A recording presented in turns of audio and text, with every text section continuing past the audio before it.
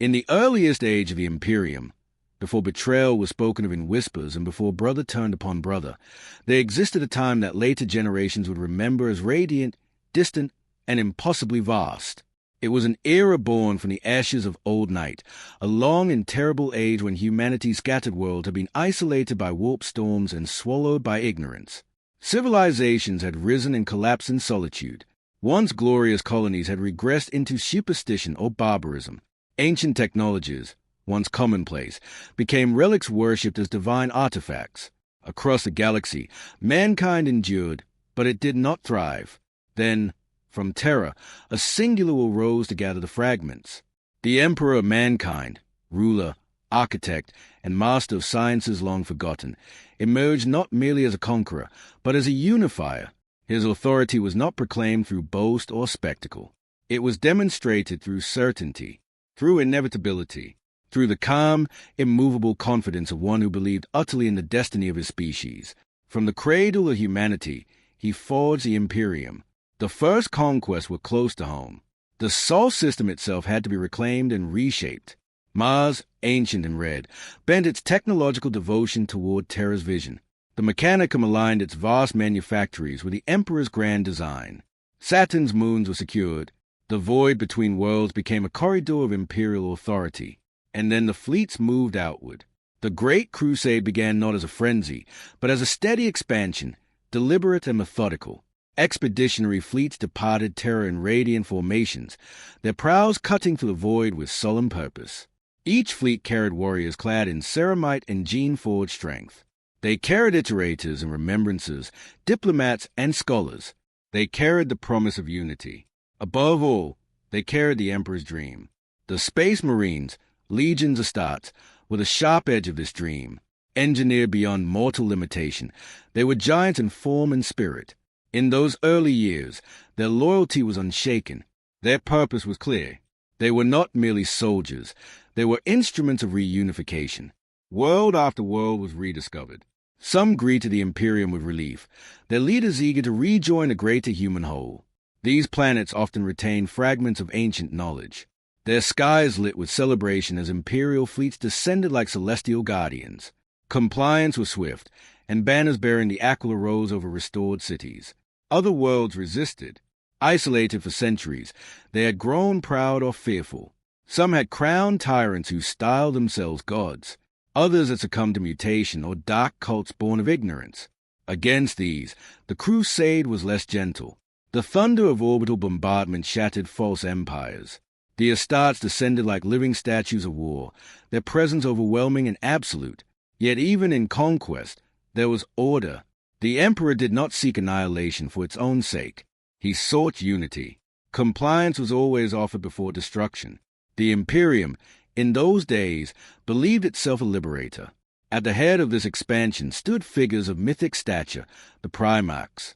Scattered in infancy across the galaxy by forces unknown, these sons of the Emperor had been rediscovered one by one during the Crusade. Each world that revealed a Primarch felt as though destiny itself had been uncovered beneath its soil. They were beings of immense charisma and power, shaped by their adopted worlds yet bound by blood to terror. When reunited with their gene sire, they knelt, though not all knelt in the same manner. Some embraced the Emperor with open devotion, seeing in him the architect of order in a chaotic galaxy. Others regarded him with measured respect, their loyalty tempered by pride, but all accepted their role in the grand design. Each Primarch took command of his legion, transforming it in his own image. Cultures formed around them. Heraldry shifted. Doctrines evolved. The Crusade became not merely a military campaign, but a tapestry of brotherhoods, each distinct, yet united under one banner. In those days, the Emperor often walked among his sons. He was distant, yes, reserved and inscrutable, but present. He led from the front in the earliest years, his psychic presence a radiant sun against the darkness of the warp. On battlefield where alien empires had stood for millennia, he strode in golden armor, and opposition collapsed like sand before the tide.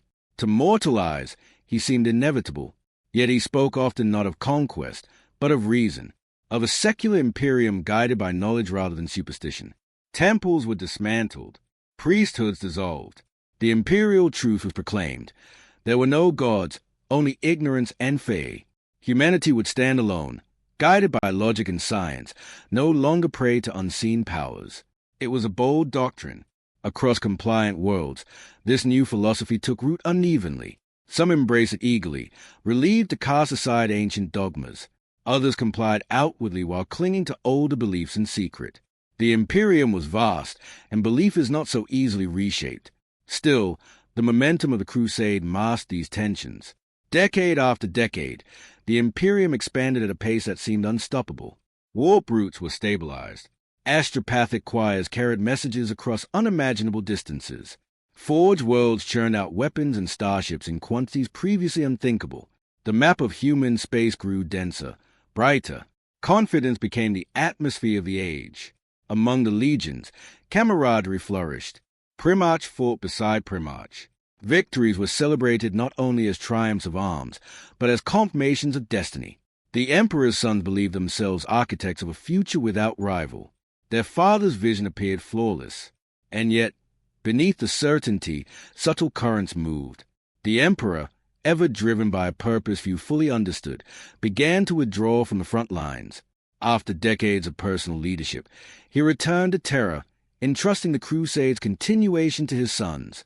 His departure was presented as necessity. Greater works required his attention. The Webway project, whispered among the highest circles, hinted at ambitions beyond mere conquest. But absence has weight. For the first time, the Primarchs bore the burden of expansion without their father's physical presence. Authority remained unquestioned, yet the dynamic shifted. Where once there had been direct guidance, there was now interpretation. The Warmaster was appointed, first among equals, to coordinate the vast and scattered efforts of the legions. It was a logical decision. The Crusade had grown too immense for singular oversight. Unity required delegation. To the Imperium at large, nothing seemed amiss. Compliance continued. Xeno civilizations were driven back or extinguished. Human worlds flourished under renewed trade and protection. Monuments rose to commemorate liberation. The Imperial truce spread in carefully composed treatises and disciplined instruction. From Terra, the Emperor worked in silence, his thoughts turned inward toward designs few could comprehend. In this age of expansion, the Imperium believed itself unassailable. It saw the galaxy not as a threat, but as territory awaiting illumination. It believed that reason would triumph over superstition, that engineered loyalty would never fracture, that sons crafted by the Emperor's own genius would remain forever aligned with his will. There were no omens written openly in the stars, no prophecy carved into the void, only small, human moments, rivalries unspoken, ambitions quietly nurtured, questions left unanswered, nothing that could not be dismissed in the glow of constant victory. The fleet sailed on, across nebulae veiled in emerald light, through asteroid fields drifting like forgotten bones, past dead civilizations whose ruins whispered of older tragedies. Humanity moved forward with banners raised high, certain that history itself marched in step, and at the heart of it all, distant upon Terra, the Emperor labored, shaping something unseen, something vast, something that would secure humanity's future beyond the reach of the warp. He believed in control. He believed in design. He believed that what he had created would remain faithful to its makers. In the quiet corridors of newly compliant worlds, in the echoing halls of starships gliding between suns, in the measured footsteps of transhuman warriors standing vigil beneath unfamiliar skies, the dream of unity endured, serene, immense, and fragile in ways none yet understood. For now, the Imperium was whole. For now, the stars burned brightly with promise, and in the endless dark between them, there was only the steady hum of engines, the distant murmur of astropathic choirs, and the calm certainty of an empire that believed it had mastered its own destiny. The Great Crusade continued, vast and luminous, carrying humanity ever outward into the silent deep, where all creations are eventually tested. As the decades of the Great Crusade unfolded, victory became routine. Expeditionary fleets translated from the warp with disciplined precision, their hulls bearing the scars of prior engagements, their holds filled with supplies for campaigns not yet imagined. The rhythm of expansion settled into something almost ceremonial: arrival, proclamation, negotiation, compliance. When negotiation failed, the process continued in thunder and flame, and afterward in reconstruction. To those born into this era, the Imperium seemed eternal. The The Primarchs moved across the stars like figures from epic legend, each shaping vast territories in accordance with his temperament. Some governed newly compliant systems with stern discipline, erecting ordered administrations and codified laws. Others inspired fierce loyalty through personal charisma, binding planetary rulers to terror through bonds of admiration as much as authority. Each legion bore the unmistakable imprint of its gene-sire, and through them, the Imperium expressed many faces while claiming a single purpose. The Emperor remained upon Terra. His absence was explained as necessity.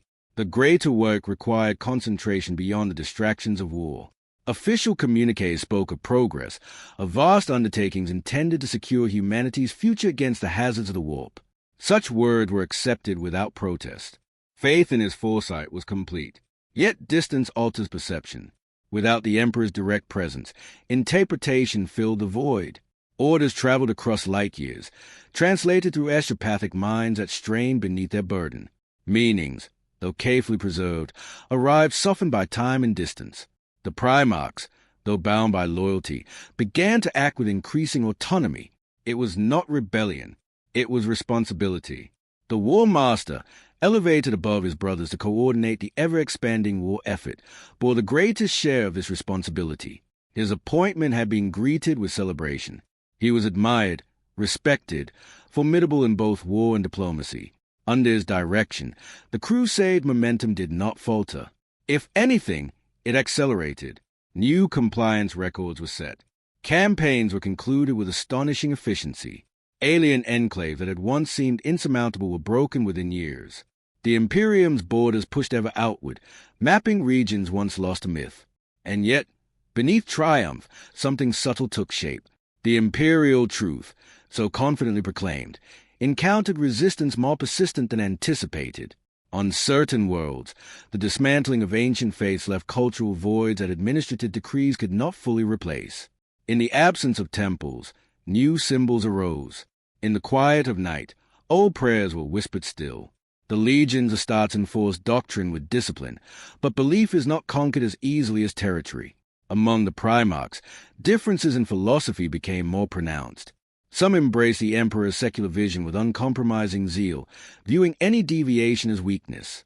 Others, shaped by the cultures that had raised them, retained nuanced perspectives on tradition and myth.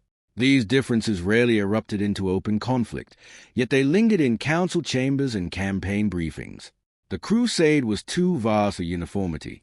In the void between stars, fleets operated for years without returning to Terra.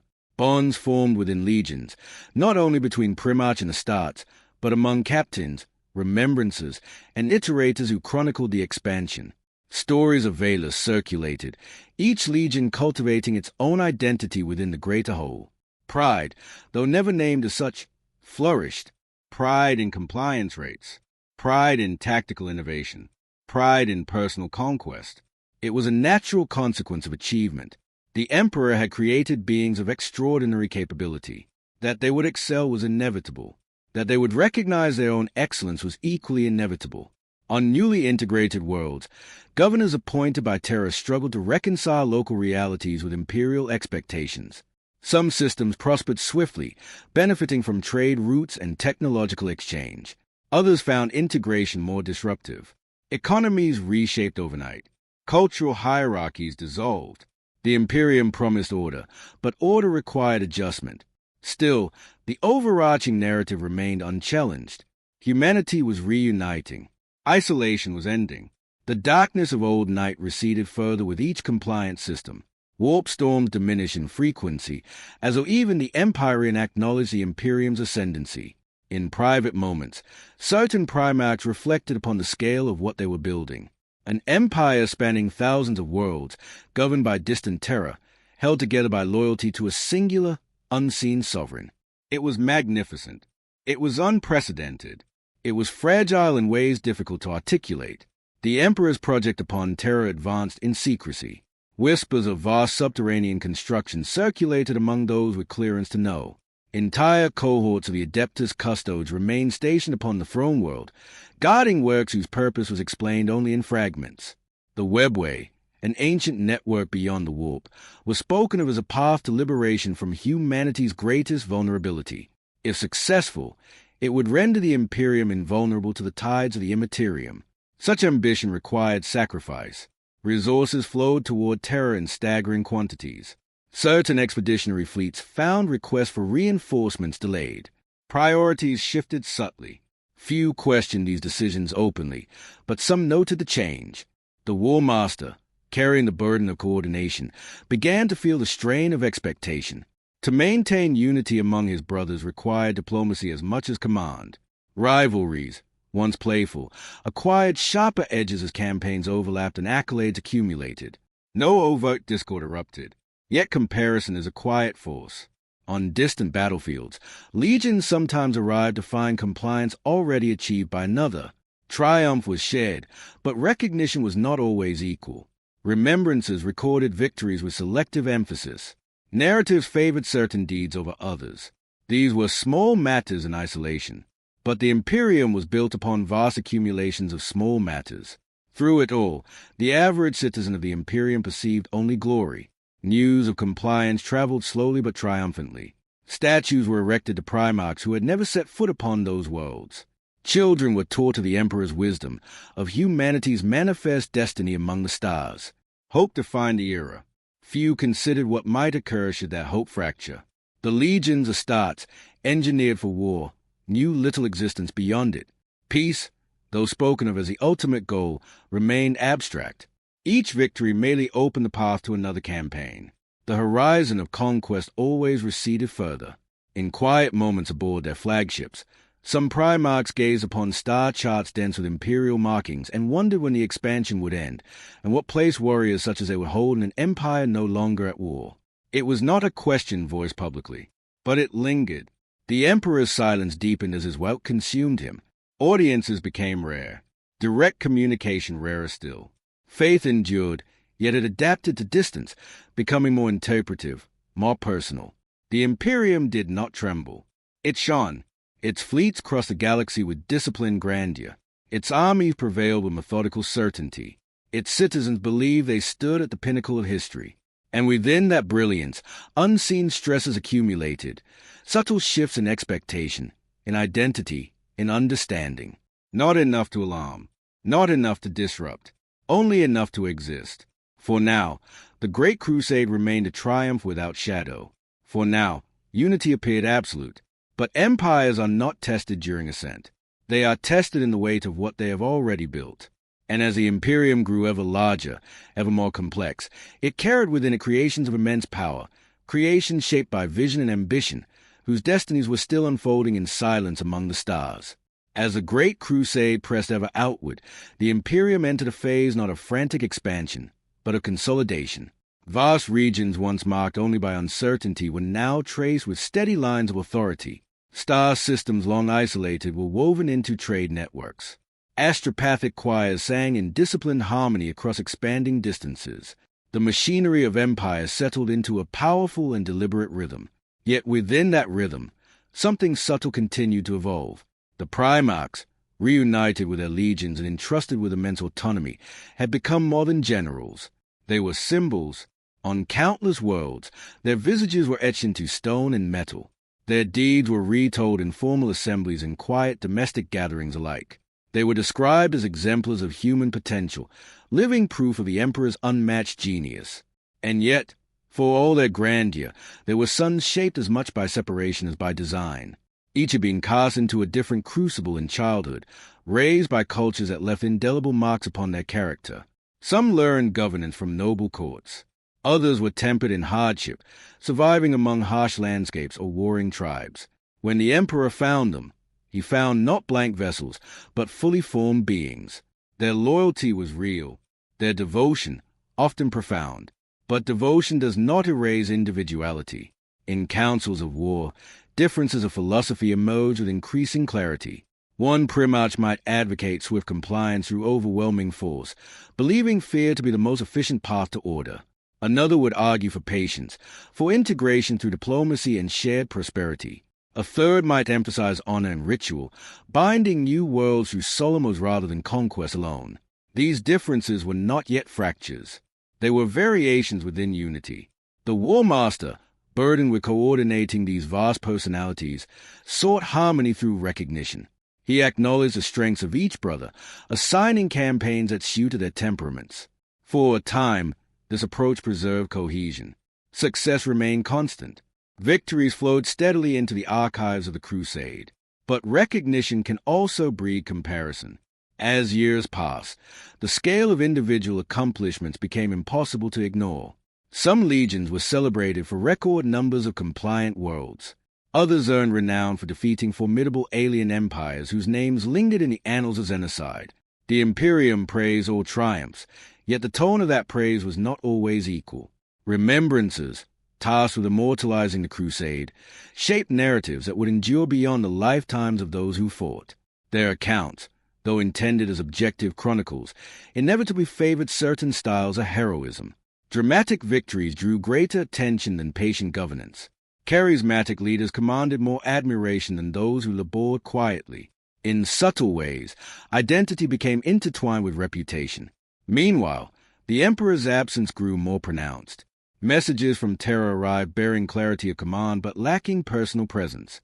The great architect of the Imperium remained engaged in his hidden endeavor beneath the throne-walled surface. Rumors circulated among senior officers of vast gates and ancient pathways, of attempts to free humanity from reliance on the warp. These whispers were neither confirmed nor denied. To most, such matters were distant abstractions. To the Primarchs, however, the distance felt tangible. Some interpreted the emperor's withdrawal as trust. They believed he had entrusted them with the future of his empire, confident in their capacity to shape it according to his vision. Others felt a quieter uncertainty. They had been forged to serve at his side. To lead without him was both honor and burden. The legion's estates reflected these nuances. Within each legion, traditions deepened. Rituals developed. Bond between warriors strengthened through decades of shared conflict. The estates were not merely soldiers. They were brotherhoods defined by unique cultures. Some emphasized relentless discipline, others personal valor, others philosophical reflection upon the nature of war. In this diversity lay both strength and complexity. The imperial truth continued its dissemination across compliant worlds, yet its application varied. On some planets, it flourished as an intellectual renaissance, replacing superstition with inquiry. On others, it remained a formal doctrine enforced by decree, accepted publicly yet resisted privately. Humanity, vast and varied, could not be reshaped overnight. The Crusade encountered not only alien threats, but also the lingering scars of old night. Rogue psychers, uncontrolled and dangerous, appeared sporadically among isolated populations. Warp anomalies disrupted navigation in unexpected regions. Each incident was addressed with procedural efficiency, yet collectively they hinted at a reality not entirely subdued. Still, confidence endured. The Imperium had not yet faced a crisis it could not overcome through force, strategy, or perseverance. Its fleets were numerous, its legion formidable, its purpose clear. Yet purpose, when extended across decades without pause, can alter those who carry it. Some Primarchs began to contemplate what awaited them beyond conquest. If the galaxy were fully unified, if every human world pledged allegiance, what role would remain for beings engineered solely for war? Would their legions be guardians of peace, administrators, symbols, or relics? Such thoughts were rarely spoken aloud. The Crusade's momentum discouraged introspection. There were always new stars to reach, new enemies to confront. But beneath the armor and ceremony, the question lingered. The Emperor's grand design promised a future of rational order, free from predations of unseen forces. It promised humanity elevated beyond fear. Yet achieving that future required unwavering cohesion among creations of immense power and equally immense pride. The Warmaster continued to serve with outward certainty, his leadership steady, his strategies precise. He visited brother legions, reinforcing bonds of camaraderie. He spoke often of unity, of shared destiny, of the Emperor's ultimate vision. And for the moment, unity held. But unity sustained by constant victory is rarely tested. It is in stillness, or in doubt, that deeper truths emerge. Across the expanding Imperium, beneath banners and proclamations, beneath monuments carved in the likeness of giants, there existed quiet human moments, hesitation before orders, private reflections upon ambition, subtle disagreements over interpretation of doctrine. None were sufficient to threaten the whole. Yet each existed. The Imperium shone brilliantly, a constellation of compliant worlds bound together by faith in a distant sovereign and trust in his sons. Its creations were magnificent. Engineered warriors, visionary leaders, colossal fleets spanning the void. Creations shaped by will and genius. Creations entrusted with destiny. And as the crusade advanced deeper into the unknown, carrying with it the weight of triumph and expectation, the distance between intention and interpretation widened almost imperceptibly. In the silence between commands, in the pause between battles, in the unspoken questions carried by sons who had once stood beside their father and now stood in his stead, the first faint tension of divergence began to form. Not rebellion. Not yet. Only the quiet awareness that even the most perfect design must endure the test of time, and that all creations, no matter how magnificent, carry within them the potential to choose their own path. By the time the Great Crusade had spanned nearly 2 centuries, the Imperium no longer felt like a rising power. It felt established, vast, ordered, and immovable. Across thousands of systems, the double-headed Aquila flew above fortified capitals and orbital docks. Tides were calculated with bureaucratic precision. Warp routes were catalogued, stabilized, and defended. What had once been a campaign of reunification was becoming an apparatus of governance. The Emperor had always envisioned more than conquest. War was a means. Unity was the objective. Control, precise, rational, enduring control, was the foundation upon which all else would stand. From terror, that architecture control expanded quietly. Administratum adepts compiled planetary censuses of staggering scale. Compliance reports were standardized. Legal codes were transmitted and adapted to local conditions. Iterators continued their patient work, instructing planetary populations in the imperial truth, emphasizing reason over superstition, humanity over myth. And beneath the Himalayan plateaus, shielded by layers of security and silence, the Emperor labored. His ambition extended beyond the material galaxy. Humanity's dependence upon the warp, unpredictable and perilous, was a vulnerability he would not tolerate indefinitely. The Webway project, vast and secretive, represented a solution both audacious and absolute, a network beyond the tides of the immaterium, a path that would free the Imperium from reliance upon currents it could not fully command. Such a project required singular focus. Thus, the Emperor remained distant. For many within the Imperium, his absence was abstract. For the Primarchs, it was immediate. They had once stood in his presence, felt the force of his will like a star's gravity. They had witnessed his certainty on the battlefield, his decisive clarity in moments of chaos. Now, they received instructions filtered through intermediaries, precise yet impersonal. Trust endured, yet proximity had changed. The Warmaster, entrusted with maintaining cohesion across an empire still in motion, found himself navigating more than campaigns. He mediated disputes over territorial jurisdiction between legions. He resolved conflicting interpretations of doctrine. He soothed pride without diminishing authority. Each Primarch believed in the Emperor's dream, but each understood that dream through the lens of his own experience. One viewed compliance as an act of stern mercy, swift conquest to prevent prolonged suffering. Another sought to integrate worlds gradually, preserving cultural identities where possible. A third believed that strength must be demonstrated without compromise, that fear ensured lasting obedience. These philosophies did not yet collide openly. They coexisted, aligned beneath the banner of unity. Yet unity requires continual reinforcement. As the crusade pushed into regions more distant and less stable, resistance grew more complex. Human civilizations encountered were not always fragmented remnants of old night. Some had flourished independently, developing technologies and ideologies divergent from Terra's model. They questioned the necessity of integration. They questioned the authority of a ruler they had never seen. In such cases, diplomacy was attempted. Delegations were dispatched. Evidence of shared ancestry presented. Offers of protection and trade extended. But when refusal persisted, the legions of states enacted compliance. The contrast between invitation and enforcement sharpened perception. To some observers, the Imperium appeared less a liberator and more an inevitability, a force that would absorb or erase all alternatives. The Primarchs were aware of this perception. Some dismissed it as temporary discomfort in the face of necessary progress. Others contemplated it more deeply. They had been created to secure humanity's future, not to fracture it. Yet securing that future required difficult choices. Meanwhile, the legions themselves evolved. Decades of campaigning without the Emperor's physical oversight fostered strong internal cultures. Rituals marking victories grew more elaborate. Honors were bestowed with increasing significance. Gene seed purity was guarded with fierce pride. Identity solidified around the figure of each Primarch. The Astartes did not question their loyalty. But loyalty can express itself in layered ways. Loyalty to the Emperor, loyalty to one's Primarch, loyalty to the Legion's traditions. In times of harmony, these loyalties align seamlessly.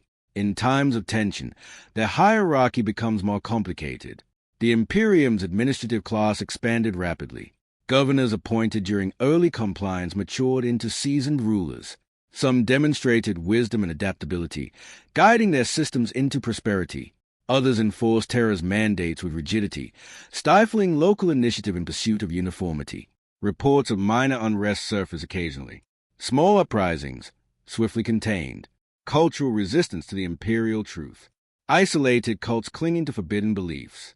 Each incident was addressed methodically, yet the need for constant vigilance hinted at a truth the Imperium rarely acknowledged aloud. Unity imposed from above requires maintenance. The Emperor's project beneath Terra progressed, but it was not without difficulty. Even those few entrusted with fragments of its scope understood that the endeavor was unprecedented. The webway was ancient, labyrinthine, and perilous. To harness it would grant humanity unparalleled stability. To misjudge it would invite consequences difficult to predict. Still, the Emperor persisted. He believed in design. He believed in preparation. He believed that through sufficient control, chaos could be contained. Far from terror, the Warmaster bore the visible weight of empire. He stood at the head of campaigns that reshaped sectors. He addressed assemblies of officers and iterators, reinforcing the narrative of inevitable triumph. His words carried authority. His victories reinforced confidence. Yet in quiet moments aboard his flagship, surrounded by star charts dense with imperial markings, he contemplated the scale of what had been built. An empire spanning unimaginable distances, suns commanding suns, creations crafted to perfection, and entrusted with dominion. The Emperor had engineered loyalty into their very being. But loyalty does not eliminate interpretation.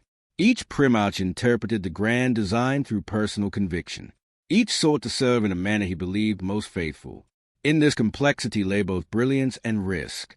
The Imperium appeared unshakable. Its fleets patrolled established routes. Its legions stood vigilant. Its citizens, though diverse in culture, identified increasingly with a shared destiny. Yet beneath that shared destiny, threads of individuality tightened. The architecture control was magnificent, administrative, military, philosophical. It extended across light years and through layers of command. But architecture, no matter how precise, depends upon the stability of its foundation. And foundations are composed of individuals, powerful, visionary, imperfect individuals. The Emperor labored in secrecy to secure humanity's future beyond the warp.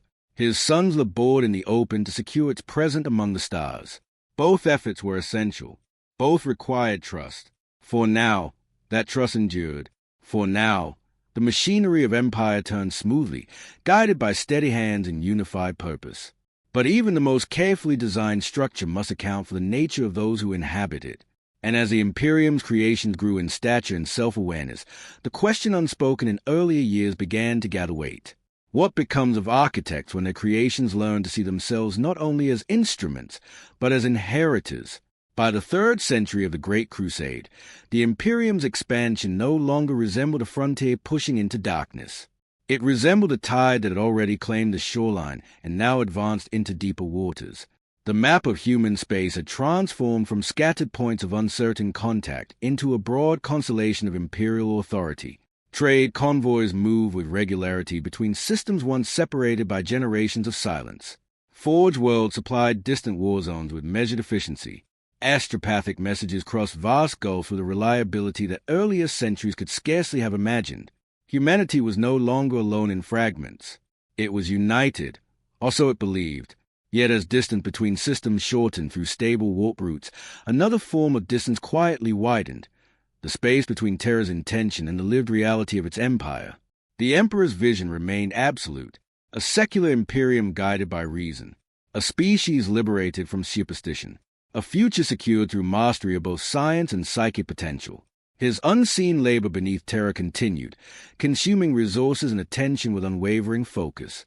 But the galaxy did not pause while he worked. Campaigns in the outer reaches grew increasingly complex. Some human civilizations encountered were not relics of old night, but robust cultures that had developed distinct philosophies and technological adaptations. They questioned Terra's claim not from ignorance, but from confidence. To these worlds, compliance felt less like reunion and more like surrender. The legions answered such resistance according to the character of their Primarchs. Some sought to demonstrate overwhelming superiority swiftly, believing that decisive conquest would prevent prolonged suffering. Others attempted prolonged negotiation, integrating local elites into imperial frameworks in hopes of preserving stability. Both methods achieved results. Both methods carried consequences. Among the Primarchs, reflections deepened. Their legions had matured into institutions of immense complexity. Recruitment traditions were codified. Combat doctrines refined to near perfection. Bonds of loyalty between the Starts and their gene sires grew into something approaching reverence. The Emperor had engineered devotion into their design. Yet the legions experienced their Primarchs not as distant architects, but as living leaders, present in council, present in battle, present in moments of triumph and loss. It was natural that emotional allegiance gravitated toward proximity. No conflict arose from this alignment. But alignment, once formed, possesses a nature. The Warmaster continued to orchestrate the vast machine of conquest. His authority was visible, his successes undeniable. Fleets under his direction secured entire sectors within years. Alien coalitions that had resisted for centuries fractured before coordinated Imperial assault. He embodied the Crusade's momentum. And yet, the more responsibility he assumed, the more the Crusade became associated not only with the Emperor's distant will, but with the Warmaster's immediate command. In administrative centers across compliant worlds, portraits of Terra's sovereign hung beside stylized depictions of the Primarchs who had secured their allegiance. For many citizens, the Emperor was an ideal, vast, luminous, abstract.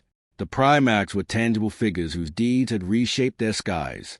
Reverence began to differentiate. The imperial truth forbade worship. It denied the existence of gods and demanded rationality. Yet language possesses nuance. Admiration, gratitude, or these emotions do not vanish simply because doctrine instructs restraint. Across the Imperium, informal cults of personality began to appear. Some centered upon individual Primarchs, celebrating their virtues in ways that blurred the line between respect and veneration. Such practices were discouraged when discovered, yet suppression proved uneven. Belief adapts. Meanwhile, the warp itself remained unpredictable. Though storms had receded compared to the terrors of old night, anomalies still erupted without warning. Navigators reported subtle shifts in currents. Astropaths occasionally spoke of distant echoes, impressions difficult to articulate, sensed but not understood. These phenomena were catalogued and analyzed. The Imperium trusted in procedure, but the Immaterium is not bound by procedure. In private contemplation, some Primarchs considered the Emperor's Webway project with cautious optimism. If successful, it would free humanity from dependence on such volatility. Travel and communication would no longer rely upon currents beyond comprehension. The Imperium would become self-contained, sovereign over its own pathways. It was a magnificent aspiration. It was also a silent gamble. The resources directed toward Terra's hidden work subtly altered the distribution of strength across the Crusade. Reinforcements arrived later than expected. Certain fleets operated at extended capacity without immediate relief. None of these adjustments threatened collapse. Yet they introduced strain into a system accustomed to abundance. Strain reveals character. Rivalries among legions, once friendly, acquired sharper tones in private discourse. Comparative tallies of compliance became subject to pride. Strategic disagreements lingered longer before resolution. None of these tensions erupted into open discord, yet they accumulated like faint pressure beneath a vast structure. The Emperor had created beings of extraordinary will and intellect. Such beings do not exist without complexity. As the Crusade ventured into increasingly remote sectors, encounters with alien civilizations grew more varied. Some species were eradicated without negotiation, deemed incompatible with humanity's survival. Others presented enigmas, technologically advanced yet inscrutable in motive. Each engagement reinforced the Imperium's conviction that humanity must stand alone, united and dominant. But dominance requires certainty, and certainty, maintained over centuries, can harden into expectation. On Terra, the Emperor continued his labor in silence. The custodian guard remained ever vigilant. The machinery of his hidden project expanded into chambers few would ever see. He believed utterly in the necessity of what he built. He believed that foresight could outpace catastrophe. Far from the throne world, beneath alien constellations, his sons governed armies and empires in his name. They carried his genecraft in their blood, and his dream in their minds. They believed they understood his intention. Yet understanding, filtered through experience, is never identical. The Imperium stood at its zenith, unified, triumphant, expansive beyond imagination. Its creations were magnificent. Engineered warriors, visionary leaders, a bureaucracy spanning the stars. But within that magnificence, echoes began to reverberate. Echoes of pride, echoes of distance, echoes of interpretation. Nothing had broken, nothing had faltered. The Crusade advanced with unwavering strength. And yet, as humanity's domain grew ever larger, the bonds that held it together stretched across greater distances, physical, ideological, and emotional. In the quiet corridors of starships drifting between newly compliant systems, in the silent meditation chambers of Primarchs reflecting upon their father's absence, in the vast subterranean holes beneath Terra where an unseen future was being forged, a single unspoken reality took shape. The Imperium's greatest strength lay in what had been created, and its greatest vulnerability lay there as well. In the long arc of the Great Crusade, there came a period when expansion no longer felt like discovery, but like inevitability. Humanity's banners had crossed so many light years that distance itself seemed diminished. Systems once separated by centuries of isolation now answered to a single authority. The Imperium had become not merely a coalition of worlds, but a civilization in motion, disciplined, armed, and confident in its direction. Yet inevitability is a perception, not a guarantee. The Emperor's design for humanity had always been rooted in control, not domination for its own sake, but stewardship, a guiding hand steering the species away from extinction. He had witnessed the horrors of old night. He had seen civilizations crumble under the weight of ignorance, psychic mutation, and predation from beyond the veil of real space. He would not allow that age to return. To ensure such certainty, he had created instruments of unprecedented potency. The Primarchs were not only generals. They were embodiments of specific virtues, strategic insight, resilience, inspiration, discipline. Each represented an aspect of leadership refined to its most formidable expression. From them flowed the legions of Astartes, engineered warriors who combined loyalty with transhuman capability. This was the architecture of protection. But architecture does not exist without tension between its components. As the Crusade matured, the Primarchs' identity solidified further. Their legions no longer felt like extensions of Terra alone. They were reflections of their gene-size philosophies. Campaign styles differed markedly. One legion advanced with calculated precision, favoring minimal collateral destruction. Another embraced overwhelming shock and awe, believing swift terror ensured lasting compliance. A third emphasized fortification and patient attrition. All methods achieved results. All methods reinforced the distinct character of each brotherhood. The Warmaster, ever vigilant in maintaining cohesion, traveled frequently between expeditionary fleets.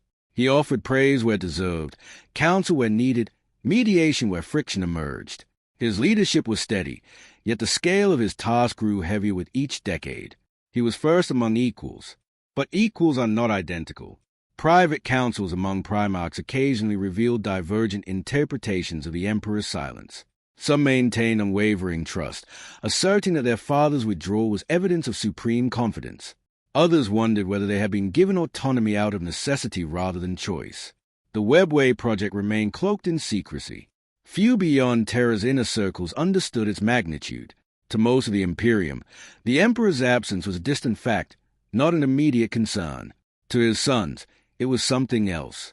They had been crafted for proximity, designed to stand beside him as architects of a new age. Now they stood at the forefront of an empire whose architect labored unseen. Their victories accumulated, yet acknowledgement from Terra grew infrequent. Recognition shifted laterally. Legions praised their Primarchs. Worlds honored their liberators. The Warmaster's authority became increasingly visible as campaigns expanded beyond any single mind's oversight. This was not disloyalty. It was adaptation. Meanwhile, humanity's expansion encountered regions where the warp behaved unpredictably. Navigators spoke of currents that seemed almost aware. Astropathic messages occasionally carried faint distortions, echoes that lingered beyond transmission. Such anomalies were catalogued, investigated, and often dismissed as natural variants within an inherently unstable medium. The Imperium did not fear the warp. It sought to master it. Yet mastery requires understanding, and understanding remains incomplete. The Imperium's machinery absorbed these tensions with bureaucratic patience. But beneath patience lay expectation that unity was not optional. As the legions campaigned in ever more distant sectors, supply lines lengthened. Strategic coordination required constant communication. Delays became more common, though rarely catastrophic. The Warmaster's logistical acumen mitigated many challenges, yet even his capacity had limits. He bore the burden of visible command. The Emperor bore the burden of invisible design. Between these two poles stretched an empire of immense complexity. In rare moments of stillness, certain Primarchs contemplated the nature of their creation. They were not born in conventional sense. They were engineered, scattered, rediscovered. Their loyalty was profound, yet their independence undeniable. They were both sons and instruments. To be designed is to carry expectation within one's very structure. But expectation can weigh heavily when stretched across centuries. The Imperium believed itself secure because it believed in perfection of its design. The Emperor had accounted for weakness. He had crafted guardians against instability. He had centralized authority where necessary and delegated where efficient. But design, however meticulous, must interact with reality. Reality is not static. Rivalries between legions, though restrained, acquired subtle depth. A campaign won by one brother inevitably cast comparison upon another. Strategic disagreements, once resolved swiftly, sometimes lingered in memory. None of these tensions threatened open rupture, yet they existed, quietly shaping perception. The Warmaster sensed this complexity. He worked tirelessly to preserve harmony, invoking shared history, shared blood, shared purpose. He spoke often of the Emperor's ultimate goal, a humanity united not merely by force, but by enlightened progress. His words resonated. Yet resonance does not erase doubt, it merely softens its edge. On Terra, the Emperor's work advanced through stages few comprehended. Vast energies were harnessed, ancient pathways probed. The promise of liberation from the warp glimmered like a distant dawn. He believed that when completed, his design would render all present tensions irrelevant. Until then, his creations bore the weight. The Great Crusade continued, luminous and relentless. Compliance after compliance. Victory after victory. The Imperium's borders stretched ever outward, touching regions where no human had walked in millennia. It was an age of triumph. It was also an age of accumulation, of responsibilities, expectations, interpretations. The Emperor had shaped beings capable of conquering a galaxy. He had entrusted them with autonomy measured against his own absence. He had built an empire whose cohesion depended upon both faith and discipline. And as that empire grew, so too did the distance between intention and execution. In the silent expanse between stars, where fleets drifted toward new horizons, the truth remained unspoken but undeniable. The burden of design does not rest solely upon its architect.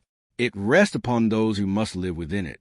There are moments in the life of an empire when nothing appears to change. The banners still fly. The fleets still translate through the warp with disciplined precision. Compliance is recorded, archived, celebrated. Orders are issued and obeyed.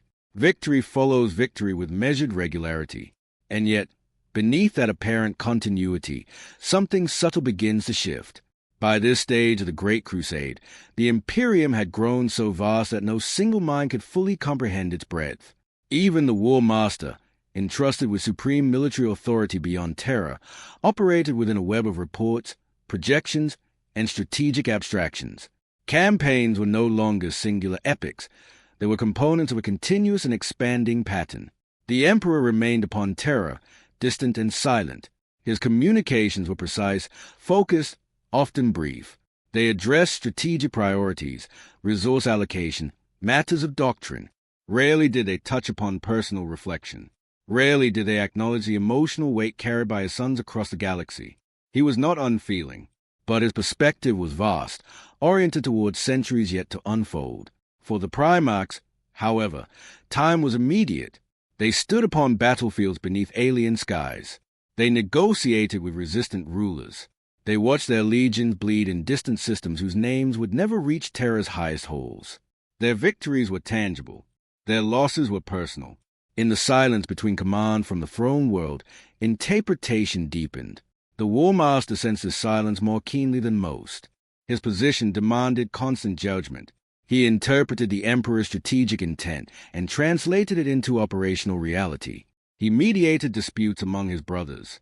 He reinforced unity with speeches that carried both authority and reassurance. Yet even he could not bridge every distance. Among certain Primarchs, introspection became more frequent. They questioned not the Emperor's right to rule, but the nature of his absence. Was this distance a necessary step toward a greater design? Or had the Imperium reached a stage where its architect no longer required direct involvement? Such thoughts were rarely shared openly. The bonds of brotherhood remained strong. Campaigns were conducted jointly. War councils concluded with consensus. Publicly, unity was unassailable. Privately, nuance grew. The legions themselves reflected these currents. Veteran Astartes, who had marched to the Emperor's side in earlier decades, spoke of those days with quiet reverence. Newer recruits knew him only through legend and transmitted decree. For them, their Primarch was the immediate embodiment of purpose. This generational shift was subtle, but profound. Loyalty to the Emperor endured. Yet loyalty experienced at distance differs from loyalty experienced in presence. Across compliant worlds, the Imperial truth continued its steady advance. Educational institutions replaced shrines. Scientific academies flourished under Imperial sponsorship. Trade networks enriched systems once impoverished by isolation. But human belief is resilient. On some worlds, admiration for the Primarch who had secured compliance evolved into something approaching devotion. Though officially discouraged, symbols emerged, stylized representations, oaths invoking a genesire's name. Administrators often ignored these minor deviations, prioritizing stability over rigid enforcement. Doctrine, once absolute, softened in practice. Meanwhile, report from certain frontier regions describe encounters of increasing complexity. Xeno-civilizations had adapted swiftly to Imperial tactics. Human societies whose technological development rivaled that of Mars. Warp disturbances whose patterns defied easy classification. Each challenge was met with resolve. Yet the cumulative effect was undeniable. The galaxy was not passive territory awaiting unification. It was dynamic, reactive, capable of shaping events as much as being shaped. Within the Warmaster's councils, strategic debates occasionally grew more intense. Resource allocation between legions required careful calibration. Recognition of achievements demanded diplomacy. Praise bestowed upon one brother inevitably stirred comparison in another. None of this was betrayal. It was human, even among transhuman beings. The Emperor had designed his sons to be exceptional. Exceptional beings possess strong convictions. Strong convictions, when aligned, create unstoppable force. When misaligned, they create friction. For now, alignment held. The Warmaster's authority provided cohesion. His presence at joint campaigns reinforced shared purpose. His words often invoked the Emperor's ultimate goal, a humanity secure, enlightened, unthreatened by the warp's predations. And yet, the Emperor himself did not speak those words directly. Silence, in small measures, invites interpretation. In larger measures, it invites speculation. On Terra, beneath layers of stone and psychic shielding, the Webway project advanced into deeper stages. Failures occurred. Adjustments were made. The Emperor's concentration was total. He understood the stakes with clarity few others possessed. He believed that when completed, his work would render present tensions insignificant, that the Imperium would enter a phase of stability so enduring that questions of distance would fade. But completion remained in the future. In the present, his sons governed a living empire. In quiet moments aboard command decks overlooking star fields dense with Imperial territory, certain Primarchs contemplated legacy. Not the Emperor's legacy, that was assured, but their own. When the Crusade concluded, when expansion ceased, what role would remain for beings forward for conquest? Would they become guardians of a peace they had not known? Or would peace itself reshape them into something unfamiliar? Such contemplations were not signs of disloyalty. They were reflections born of maturity.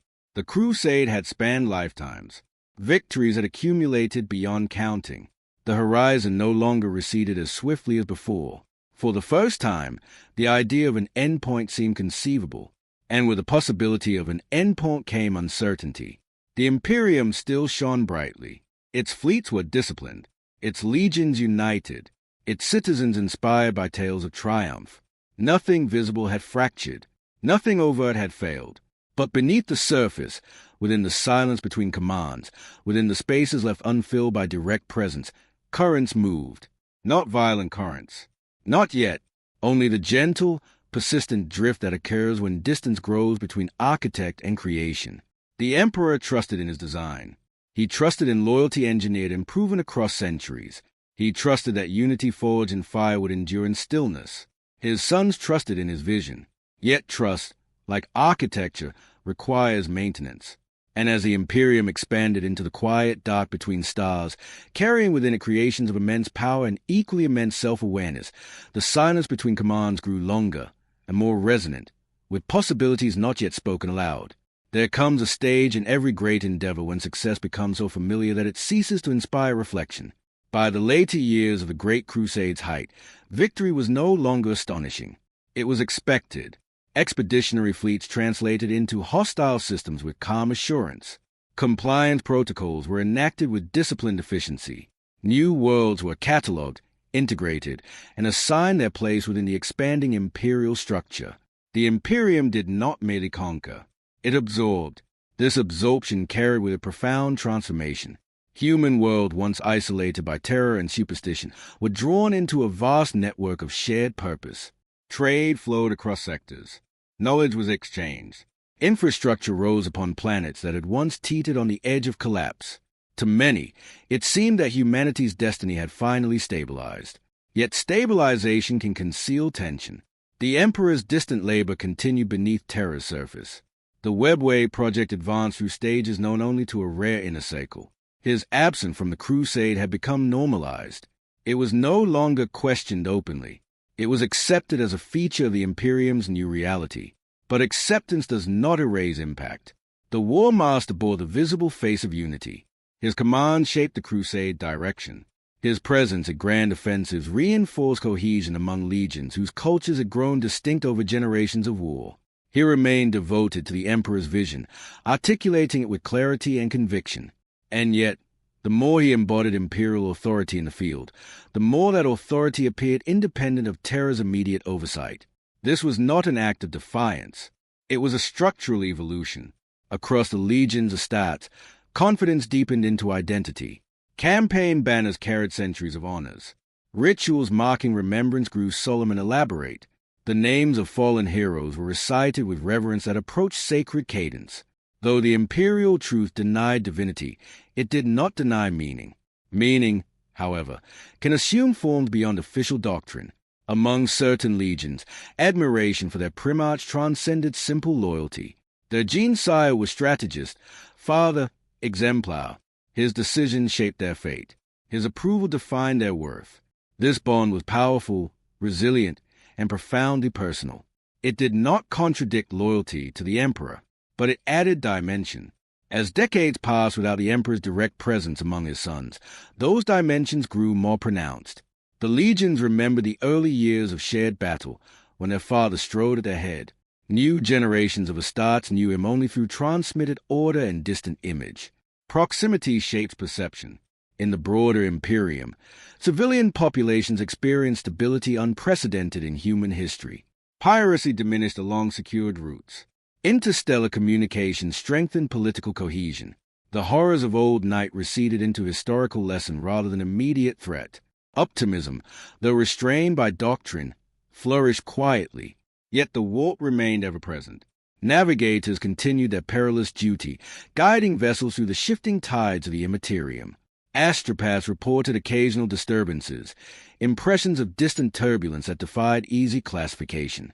Though not catastrophic, these anomalies hinted that the warp had not been subdued, only navigated. The Emperor's Webway project sought to eliminate this vulnerability entirely, but until completion, reliance upon the warp persisted. In councils among the Primarchs, strategy increasingly included not only conquest but sustainability. Supply lines were evaluated with greater scrutiny. Compliance strategies were adjusted to ensure long-term stability rather than rapid submission alone. The Crusade was maturing. With maturity came introspection. Some Primarchs began to consider the philosophical implications of their creation. They were engineered to lead humanity into unity. Yet humanity itself was diverse, often resistant to uniformity. Was unity best achieved through singular doctrine, or through accommodation of difference? These debates remained respectful, but they reflected deeper contemplation. The Warmaster navigated these discussions carefully. He emphasized shared origin and shared destiny. He reminded his brothers that the Emperor's design encompassed complexities beyond any single perspective. Unity, he argued, was not the suppression of individuality but the alignment of purpose. His words carried weight. Yet words, however sincere, cannot entirely erase a natural evolution of thought. In certain campaigns, disagreements over tactics lingered longer than before. A compliance achieved through overwhelming force might be questioned by one who favored diplomacy. A prolonged negotiation might be criticized as inefficient by another. These differences rarely escalated beyond conversation. But conversation, repeated over decades, shapes conviction. The Imperium, vast and luminous, appeared invincible. It possessed legions of transhuman warriors, fleets capable of scouring entire star systems, administrative machinery capable of cataloging billions of lives. It was the greatest political structure humanity had ever achieved, and yet its strength rested upon relationships between Emperor and Primarch, between Primarch and Legion, between Legion and civilian world. Relationships require reinforcement. The Emperor believed in his design. He believed that loyalty engineered and tested in war would endure beyond personal presence. He believed that once the Webway secured humanity's future, the Imperium would enter an age where conflict diminished and unity solidified permanently. But design intact with experience. His sons had experienced centuries of leadership in his absence. They had borne the weight of command. They had cultivated identities not solely as extensions of his will, but as leaders in their own right. This was not corruption. It was growth. Growth, however, can diverge. As the Great Crusade advanced into increasingly distant sectors, the physical distance between Terra and its most active war fronts expanded dramatically. Communications lagged. Orders required interpretation. Autonomy became necessity rather than privilege. Within that necessity, perspectives subtly shifted. The Imperium still stood united. Its banners were unbroken, its victories unquestioned, its purpose declared with unwavering certainty. But beneath the brilliance of triumph, beneath the steady march of fleets and the solemn cadence of imperial decree, there existed something quieter. A shadow not of treachery, but of complexity, a recognition that creations of immense power, entrusted with vast autonomy, inevitably develop inner lives as intricate as the empire they serve. The Emperor had forged guardians against chaos, yet in forging them as individuals, capable of thought, conviction, pride, and doubt, he had ensured that unity would never be entirely automatic. It would require understanding. It would require presence. And as the Imperium continued its luminous advance across the stars, the shadow within triumph lengthened, not dark enough to alarm, not sharp enough to define, but present nonetheless. A reminder that even in ages of certainty, the most profound changes begin quietly within the hearts of those created to lead. At the height of its expansion, the Imperium resembled a constellation brought into deliberate order. Where once there had been scattered embers of humanity, there now burned a network of disciplined light. Compliance fleets moved with rehearsed coordination. Administrators tracked population ties with mechanical precision. The legions astart stood as towering sentinels over an empire that seemed destined to endure without limit. From a distance, it appeared flawless. Yet distance conceals detail. Within the intricate machinery of the Crusade, pressures accumulated in ways too gradual to alarm, too subtle to provoke immediate correction. These pressures did not arise from defeat. They did not emerge from external catastrophe. They formed quietly within success itself. The Emperor remained upon terror, immersed in completion of his hidden endeavor. His attention, vast and consuming, was fixed upon the future, upon securing humanity against the perils of the warp. He calculated in centuries. He measured consequence in epochs. His sons, by contrast, measured in campaigns. They commanded fleets whose decisions reshaped systems within months. They witnessed firsthand complexities of human societies brought into compliance. They negotiated with resistant rulers, confronted alien powers, and bore the immediate consequences of their choices. Perspective diverged not in loyalty, but in scale. The Warmaster, tasked with preserving cohesion across these vast differences, carried an ever-increasing burden. His authority extended across countless expeditionary fleets. His word could redirect entire campaigns. His diplomacy maintained fragile equilibrium among brothers whose personalities were as powerful as their armies. For years, this balance held with remarkable stability. But stability maintained through constant motion is not the same as stillness. Certain Primarchs began to sense that the Crusade's character was changing. Early decades have been defined by discovery and reunion, the joyous reclamation of lost human worlds. Now, more frequently, campaigns involve complex political integration or suppression of sophisticated resistance. The clarity of early purpose gave way to layered responsibility. Questions arose, though rarely aloud. Had the Imperium become an empire in the traditional sense, expansive, centralized, demanding conformity, rather than a union of rediscovered kin? Was there a distinction between liberation and dominion? Such reflections were philosophical, not rebellious. Yet philosophy shapes identity. Among the legions, centuries of shared struggle had forged unbreakable bonds. Veterans carried scars from battles whose names were now inscribed in marble halls across compliant worlds. New initiates inherited traditions heavy with legacy. The identity of each legion solidified into something deeply rooted and fiercely protected. To question a Primarch's decision, even in minor matters, became increasingly rare, not because dissent was forbidden, but because devotion was sincere. Devotion, however, can narrow perspective. Across the Imperium's civilian domains, the imperial truth had achieved broad acceptance. Temples had fallen silent. Dogmas were recast as allegory or dismissed entirely. Scientific institutions flourished, supported by imperial funding. Trade and infrastructure created prosperity in regions long isolated. Yet beneath official doctrine, human emotion persisted unchanged. Gratitude toward liberators sometimes matured into reverence. Local leaders invoked the name of a Primarch with a tone that bordered upon sacred invocation. Administrators often corrected such language when it surfaced publicly, but the impulse itself endured. Belief does not vanish when forbidden. It adapts. Meanwhile, the warp remained a constant undercurrent. Though navigable, it was never fully predictable. There were whispers among navigators of eddies in the currents that felt almost intentional. Astropaths occasionally reported impressions of distant turbulence not yet manifest in real space. Such reports were catalogued, analyzed, and generally attributed to the inherent instability of the Imperium. The Emperor's Webway project promised to render such concerns obsolete, but it was not yet complete. The Warmaster observed these accumulating complexities with measured composure. He reinforced unity through shared campaigns, ensuring that legions fought alongside one another rather than in isolation. He invoked shared origin, shared blood, shared destiny. Yet even shared destiny can be interpreted differently. Some Primarchs embraced the Imperium's expanding bureaucracy as necessary evolution. Others viewed it with quiet discomfort, wary of administrators who had never stood upon a battlefield yet issued directives affecting entire sectors. The growing prominence of civilian governance introduced a dynamic unfamiliar to warriors forged for conquest. The Imperium was becoming more than a war machine. It was becoming a state. States demand compromise. Compromise can feel unfamiliar to those shaped by absolute purpose. No legion declared dissent. No Primarch openly challenged authority. The Crusade continued with formidable strength. Compliance rates remained high. Alien threats were neutralized with decisive force. And yet, beneath this brilliance, fault lines began to trace faint paths.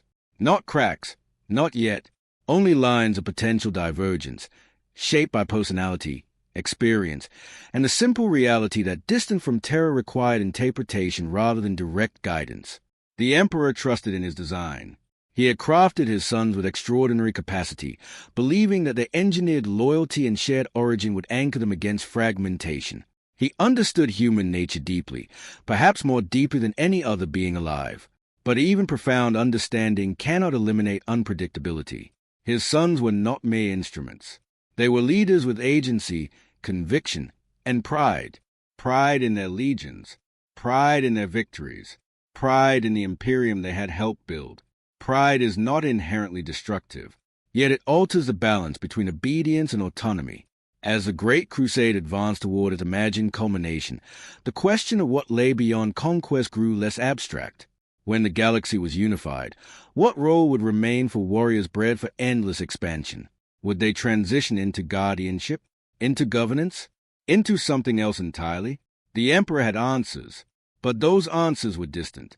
In the silence between campaigns, in the pause before translation into the warp, in the long hours aboard flagships drifting through starlit emptiness, contemplation deepened. The Imperium shone brilliantly, disciplined, unified, immense. Yet beneath the light, subtle stresses gathered along invisible seams. Not enough to fracture, not enough to alarm, only enough to exist.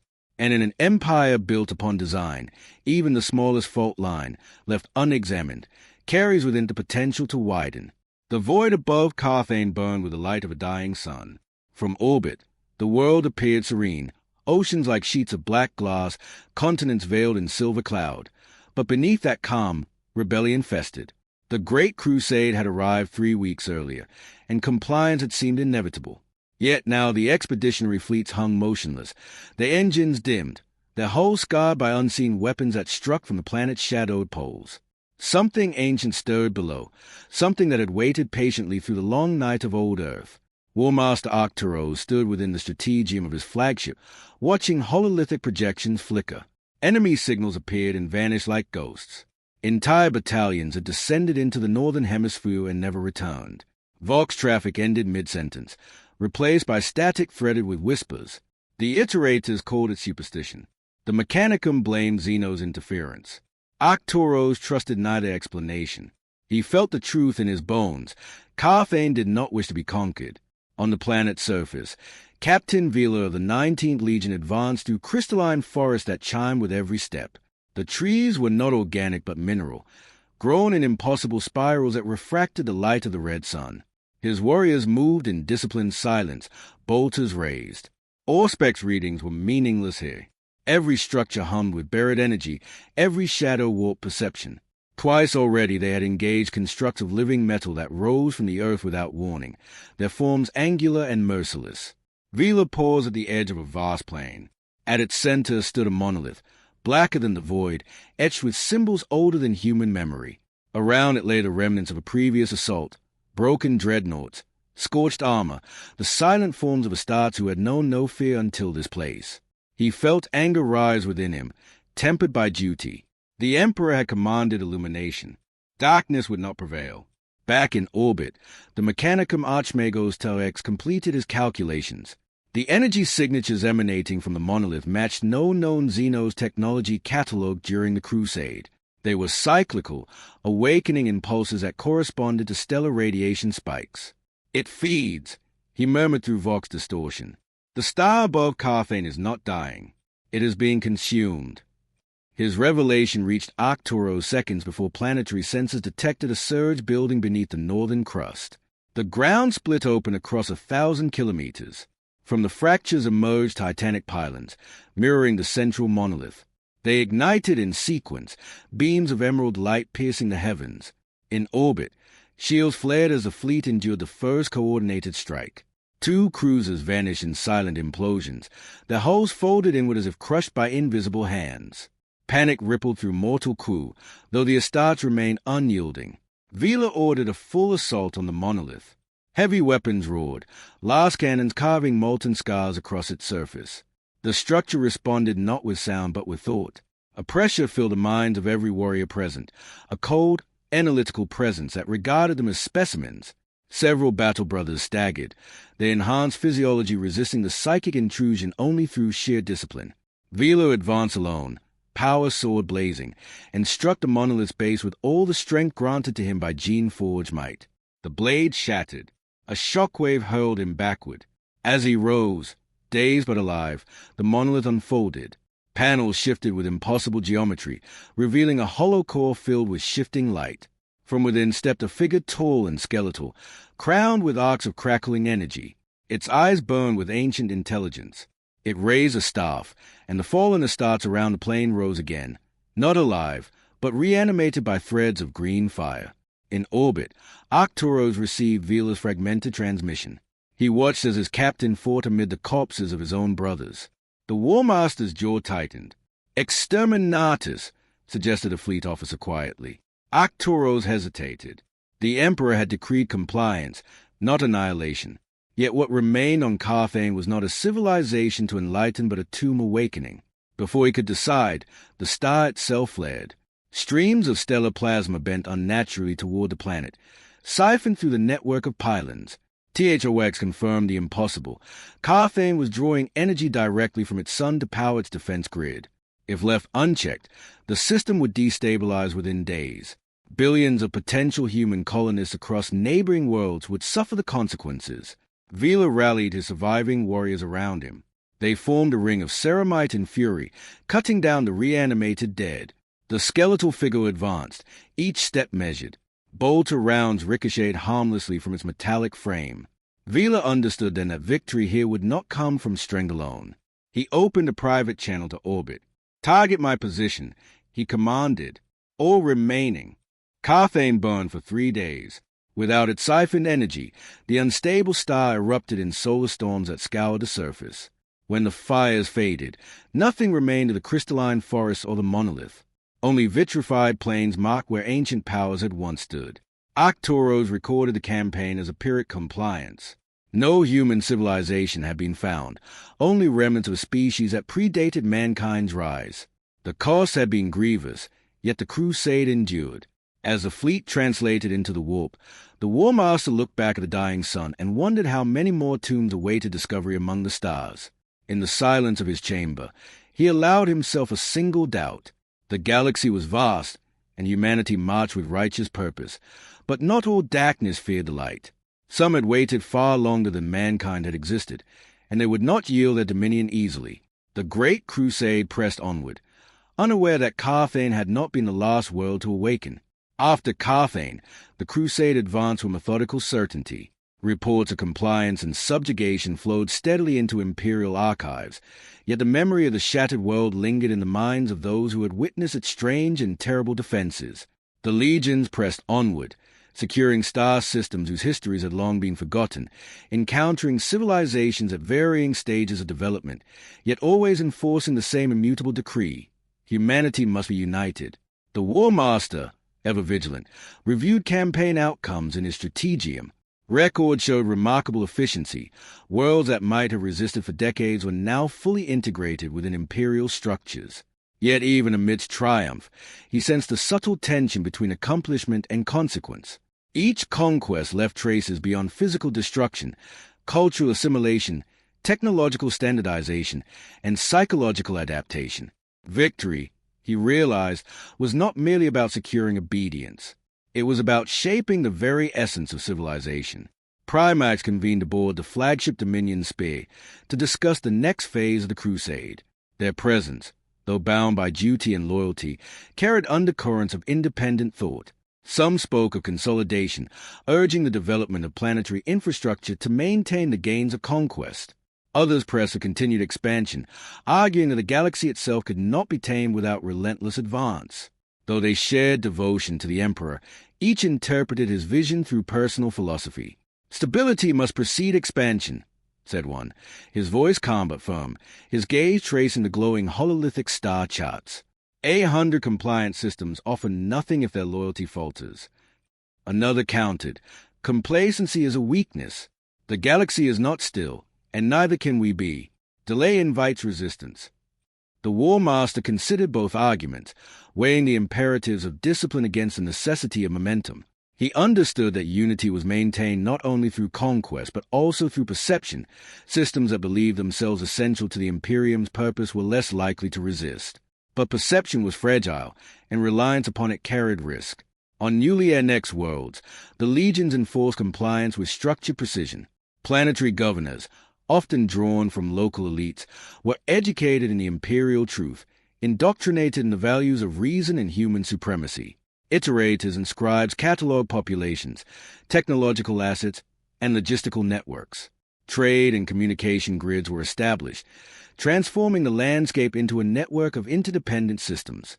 Yet the human psyche resisted uniformity in subtle ways. Traditions persisted beneath the surface.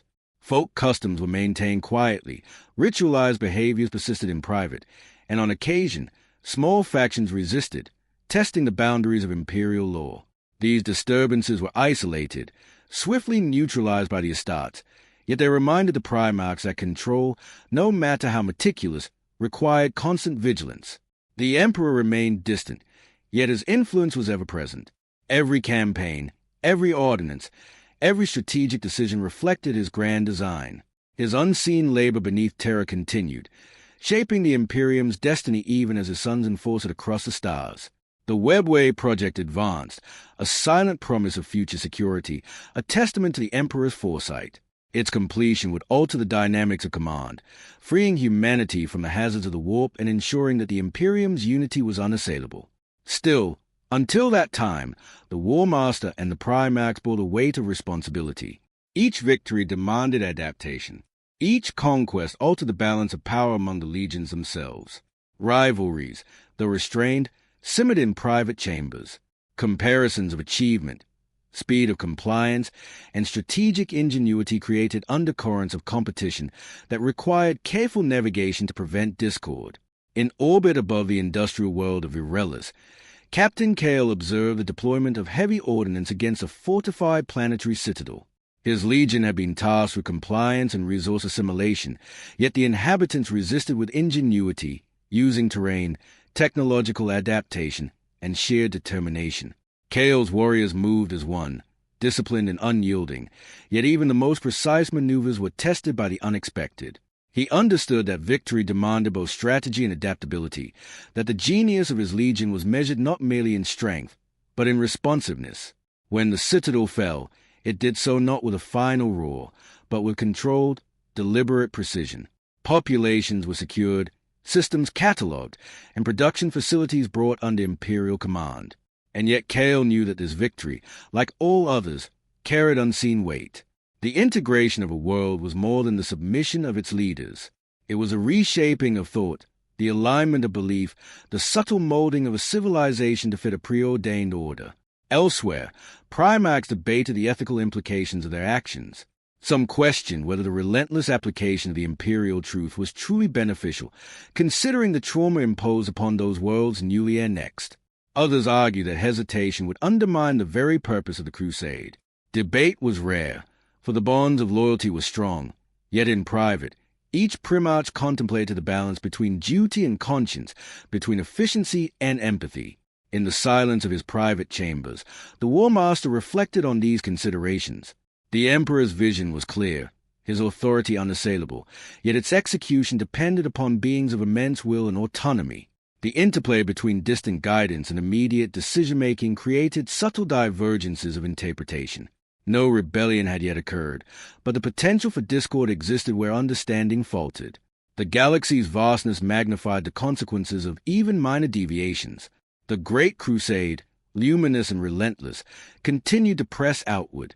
The Imperium's reach extended into sectors that had never known human civilization, integrating them into a singular purpose.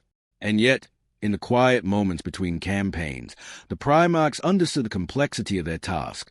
The galaxy was not merely territory to be claimed, but a living mosaic of cultures, beliefs, and ambitions, all of which required shaping, management, and, at times, suppression. The Emperor's distant hand guided them. His sons executed his will. Humanity spread, disciplined and unified. Victory after victory marked the relentless expansion of order across the stars. Yet even in triumph, the weight of responsibility pressed upon every individual who bore the authority to shape civilizations. For all the glory of conquest, the Primarchs understood that the Crusade's true challenge lay not merely in the vanquishing of worlds, but in the careful maintenance of the Imperium's integrity, in ensuring that the light of unity, once imposed, did not fracture under its own weight. And so, as fleets translated into the uncharted void, as Astarte stood vigilant upon newly annexed worlds, and as the Emperor labored in secrecy to secure humanity's distant future, the Great Crusade advanced with measured certainty, its triumph luminous, its burdens invisible, and its consequences quietly unfolding across the stars. By this point in the Great Crusade, the Imperium's march through the stars was no longer merely an expansion of territory. It had become an assertion of permanence, a weaving of countless worlds into a single, interconnected structure that bore both the weight of authority and the subtle fragility of human ambition. Systems that had once known centuries of isolation now received imperial governors, infrastructure, and the careful, deliberate imposition of the imperial truth. The legions of Astarte, ever vigilant, enforced these changes with relentless discipline, yet their victories carried consequences that could not always be measured by reports and ties alone. Primarchs gathered periodically aboard the flagship Eternal Vengeance, convened to assess campaigns that spanned light years and generations. They spoke of logistics, of fleet movements, of strategic decisions that balanced speed with stability. Yet beneath the matter-of-fact discourse, each carried personal awareness of the pressures inherent in leadership. They were warriors, yes, but also arbiters of civilization, interpreters of the Emperor's design, custodians of humanity's destiny. The scope of their responsibility was immense, and each carried it in a unique fashion. The Warmaster, ever present in both counsel and action, sought to maintain harmony among these colossal personalities. He reminded them that the Emperor's will was absolute, yet he also understood that interpretation was unavoidable. The distant guidance of terror could not anticipate the countless contingencies that arose in far-flung systems. Decisions fell to those who were there, who witnessed the consequences firsthand. The autonomy granted to the Primarchs was necessary, yet it also created subtle divergences in approach, philosophy, and perception.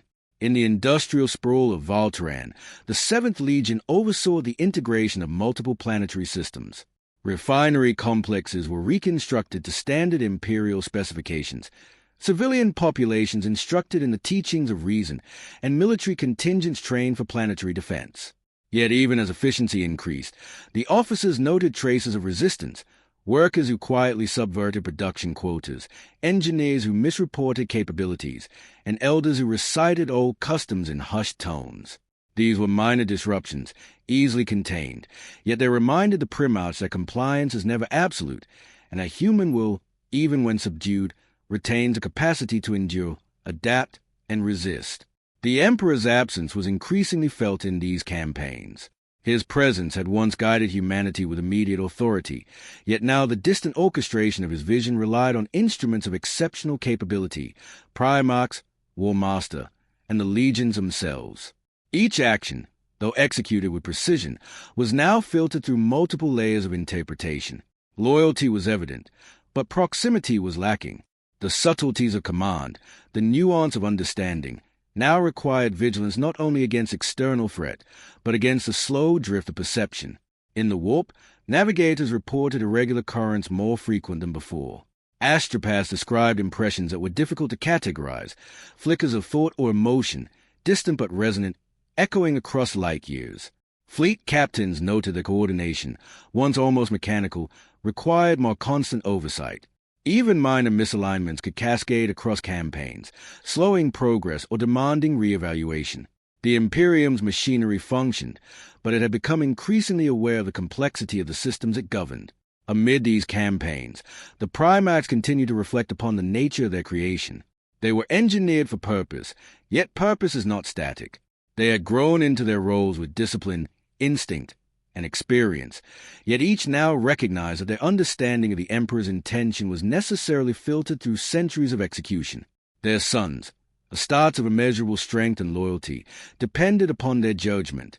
Their decisions shaped the lives of millions, and the weight of that influence grew heavier as the crusade advanced. The Warmaster convened a strategic review in orbit above Draction 4, a world whose population had recently been brought into compliance.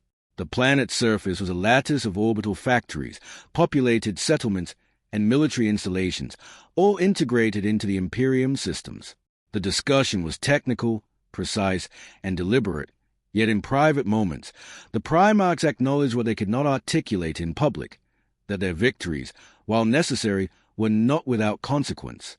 Integration imposed discipline but suppressed local identity. Obedience was enforced, yet obedience can coexist with quiet dissent. Civilization was reshaped, yet always under subtle tension between governance and freedom. In these reflective moments, the Warmaster's voice held a quiet gravity. He reminded the brothers that the Emperor's purpose was not simply conquest, but consolidation, the forging of humanity into a unified entity capable of enduring not merely threats from without, but the chaos that lurked within the warp. "Our victories are but the beginning," he said. "The consolidation we enforce must endure long after fleets return to Terra. The Imperium is not a fleeting triumph. It is a structure, delicate yet immense, and we are custodians." On newly annexed worlds, Astartes continued their work. Compliance was maintained, infrastructure rebuilt, and education in the imperial truth instilled. Yet, subtle signs of human resilience persisted.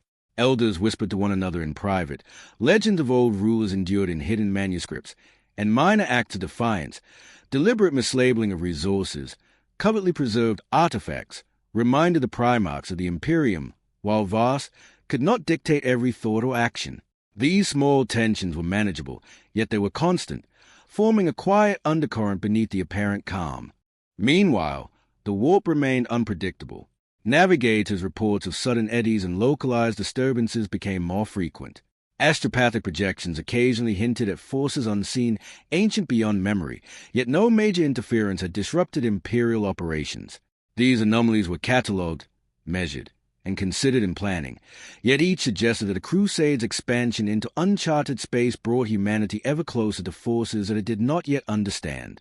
The Emperor's distant hand continued to guide the Imperium, yet the sons he had engineered to execute his were increasingly aware of the complexities that came with autonomy.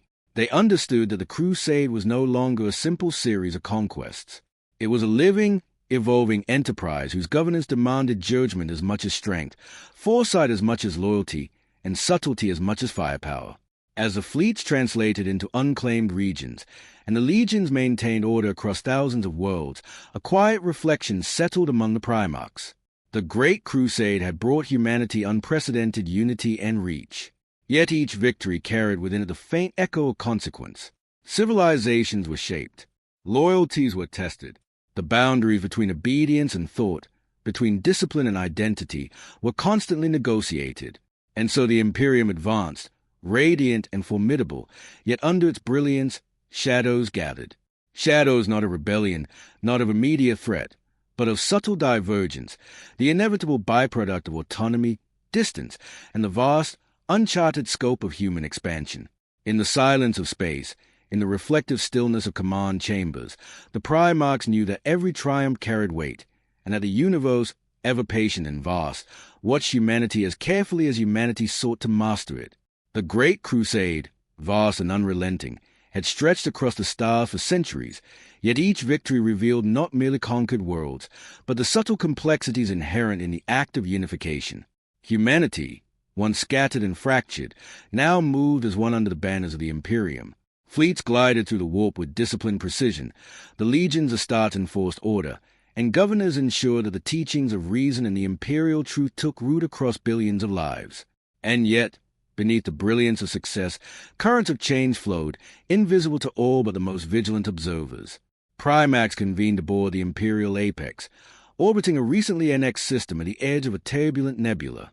Their discussion was meant to address strategy, resource allocation, fleet coordination, the integration of planetary populations, but it inevitably drifted toward reflection.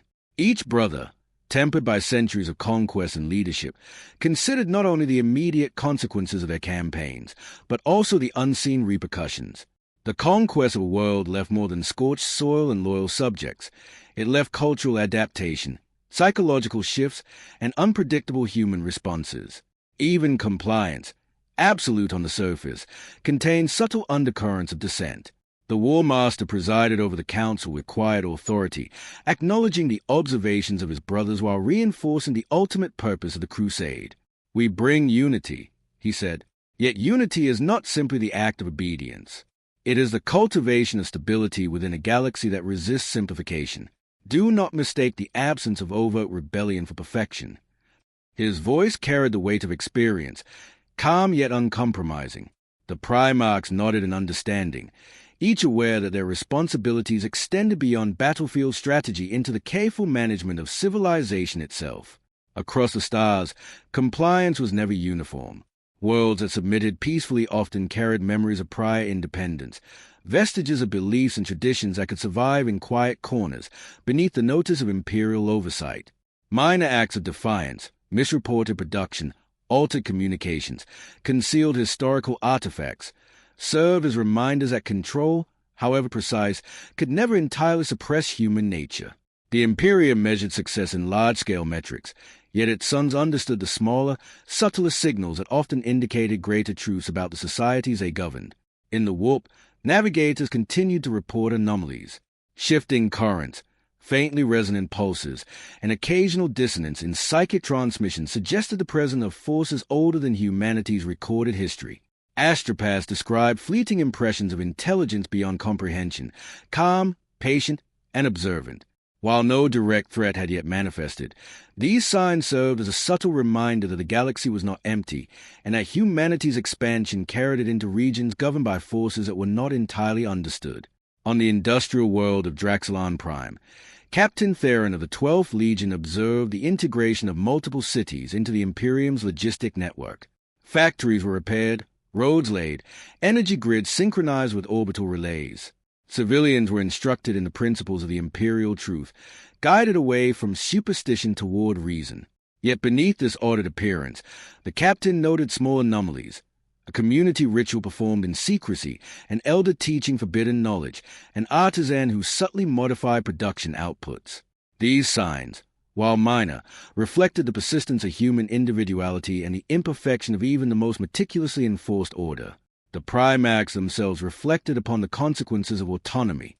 Though they were designed for obedience to the Emperor, each had developed independent judgment, personal philosophy, and the capacity to interpret commands in ways their father could not foresee. This independence was both a strength and a subtle point of vulnerability.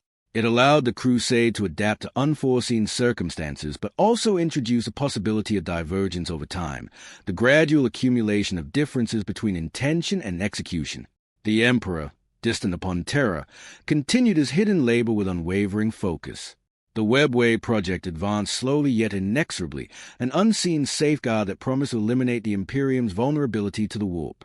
Yet until completion, the galaxy remained in motion, shaped not only by Imperial command but also by countless unforeseen interactions among human populations, alien species, and the latent energies of the Immaterium.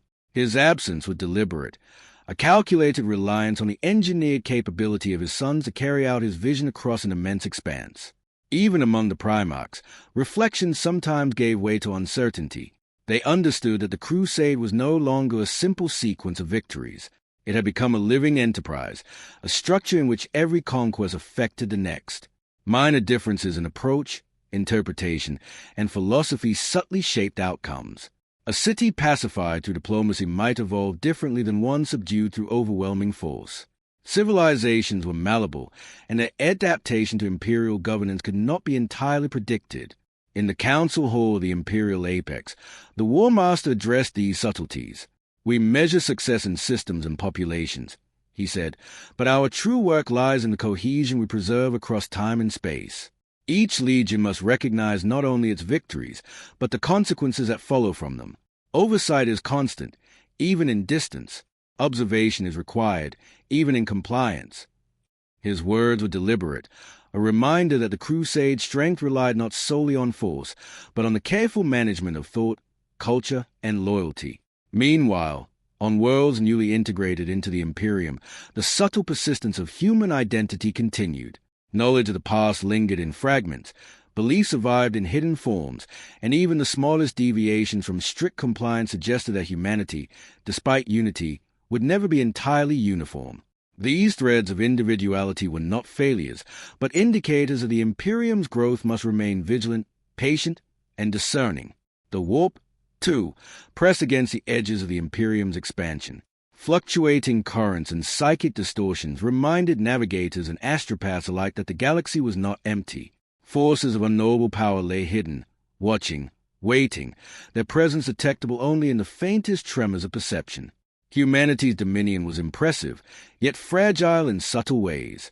As fleets translated into unclaimed space, and a start enforced the emperors will across countless worlds, the Primarchs understood that the Crusade's true challenge was not merely the conquest of territory, but the preservation of cohesion in the face of autonomy, distance, and unforeseen consequence.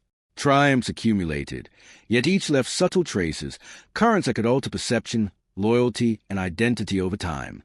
And so the Imperium advanced, luminous, disciplined, and formidable.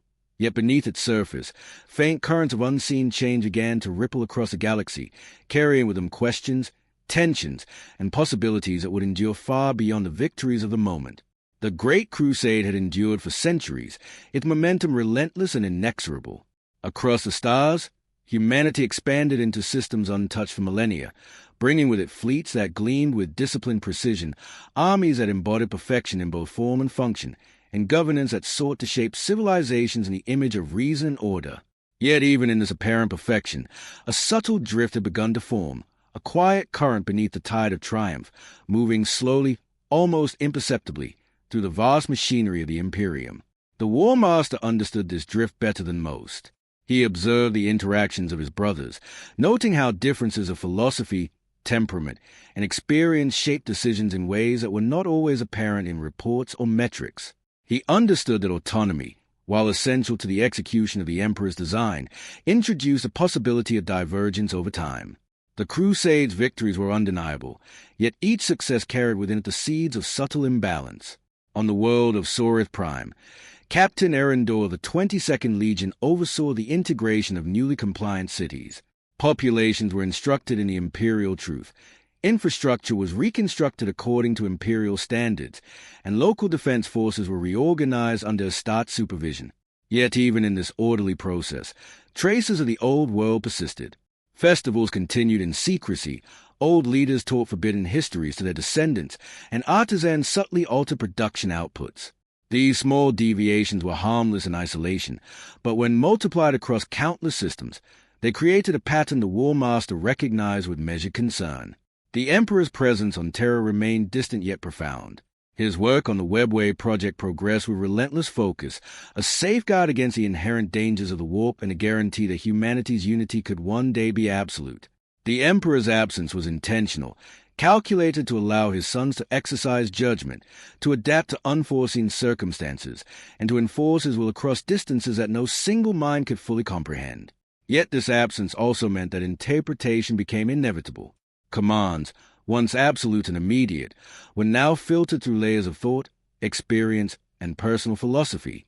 Among the Primarchs, contemplation grew. In quiet moments aboard flagship decks or in the secluded chambers of newly pacified worlds, each considered not only the victories achieved but also the consequences those victories carried. A conquered city, though compliant, contained echoes of its past.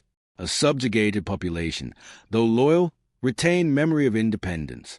Each action, while executed in obedience to the Emperor, created a chain of events whose full ramifications could not yet be understood. Fleet movements continued with disciplined precision, yet coordination required increasing vigilance. Navigators reported irregular currents within the warp. Astropaths noted fleeting impressions of intelligence beyond the reach of human comprehension.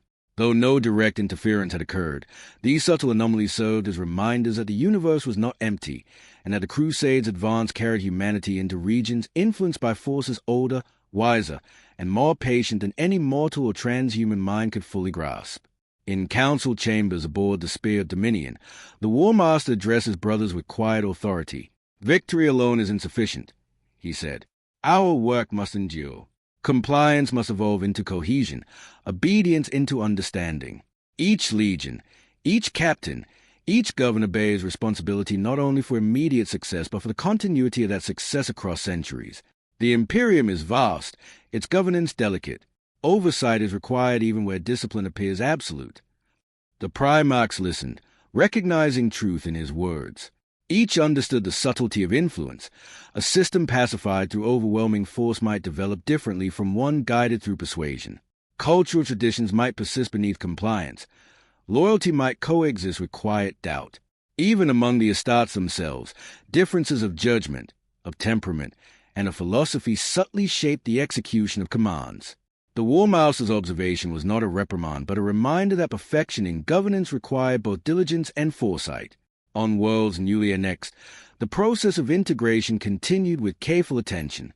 Administrators catalogued populations, educational systems were restructured, and trade networks were harmonized with imperial expectations. Yet human identity, persistent and adaptive, continued to assert itself in quiet, often imperceptible ways. Rituals were preserved, language adapted, and memory retained, all beneath the apparent calm of obedience. These traces were not rebellion, nor defiance, but the natural expression of individuality within a collective framework. Even the warp, unpredictable as ever, reminded humanity of its limitations. Currents shifted without warning, eddies formed, and psychic disturbances flared briefly before subsiding. The Imperium navigated these dangers with discipline, but they remained a reminder that the universe resisted absolute control.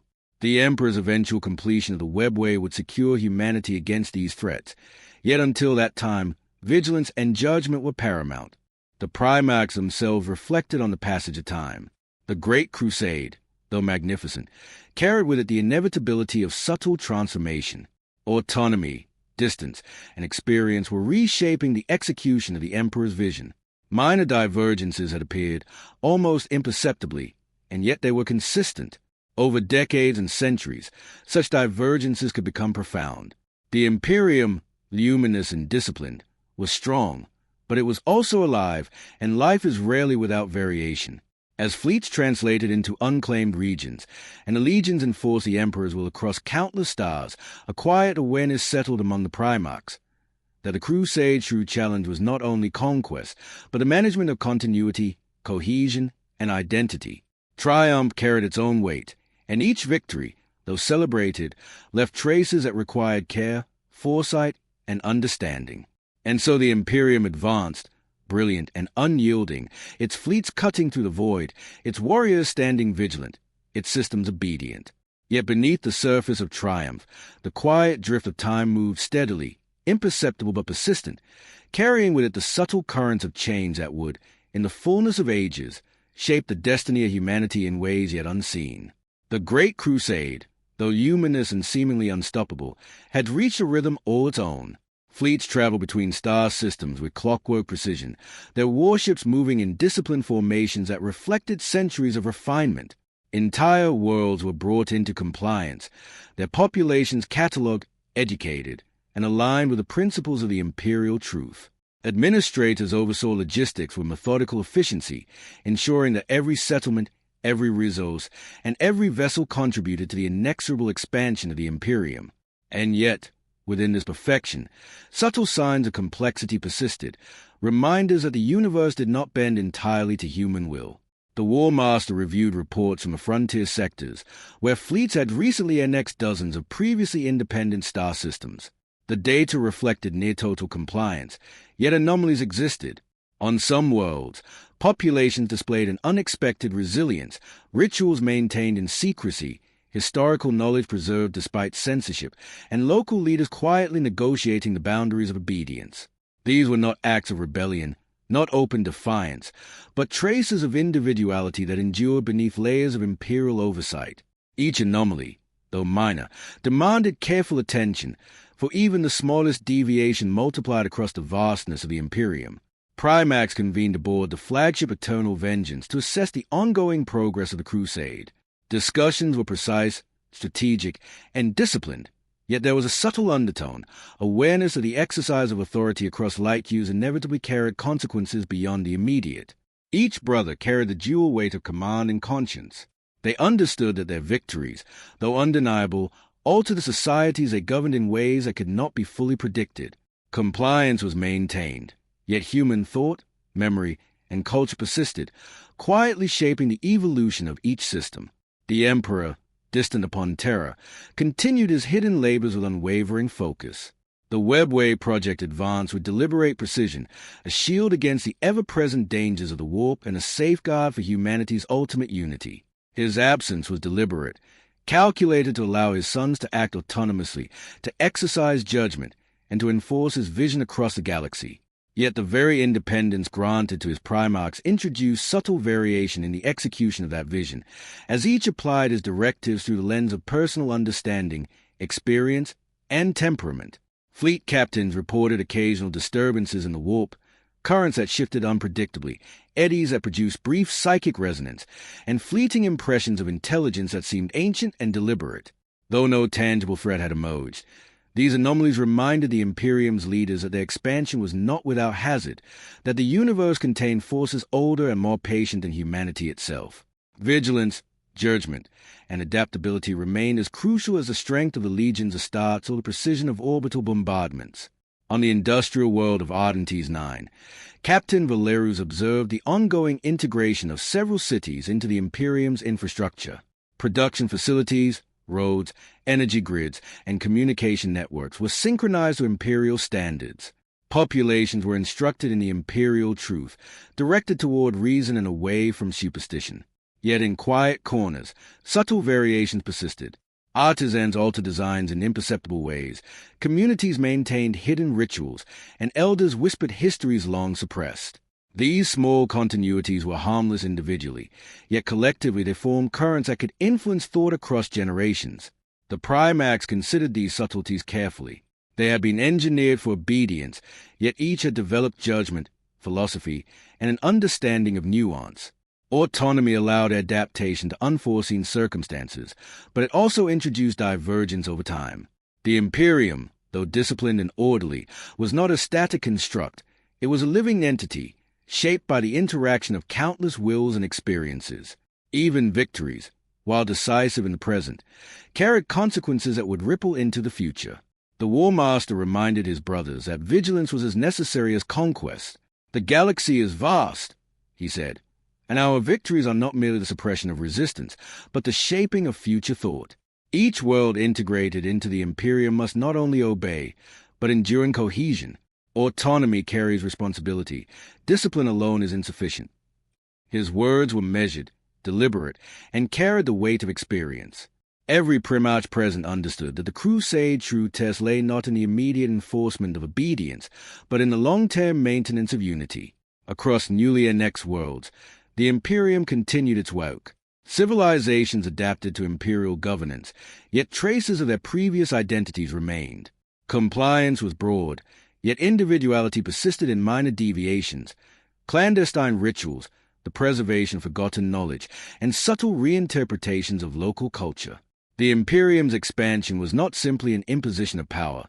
It was a transformation, both deliberate and unintentional, that demanded constant awareness from those charged with stewardship. Even the warp reminded the Imperium of its limitations. Navigators reported brief distortions. Astropaths detected fleeting impressions of intelligence beyond comprehension, and sensors occasionally recorded anomalous readings in deep space. These signals were catalogued, measured, and monitored, yet their full significance remained unknown. The galaxy was not empty. It was alive with forces that predated humanity, patient and observant, waiting for the moments when their influence might be felt. As fleets translated into unclaimed systems, as the Astartes enforced the Emperor's will, and as administrators harmonized populations, the Primarchs remained vigilant. The Great Crusade was no longer merely an exercise in conquest. It was an enterprise of cohesion, a delicate balancing of obedience and identity, of power and subtle influence.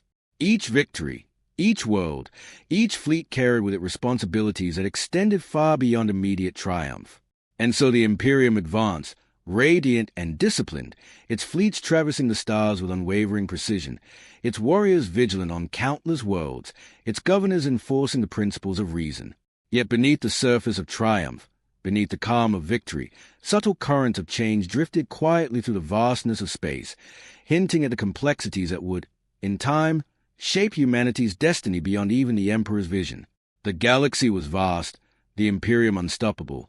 Yet in the quiet between campaigns, in the reflection of distant stars, the sons of the Emperor sensed that not all consequences were visible, and that even in triumph, The future remained uncharted,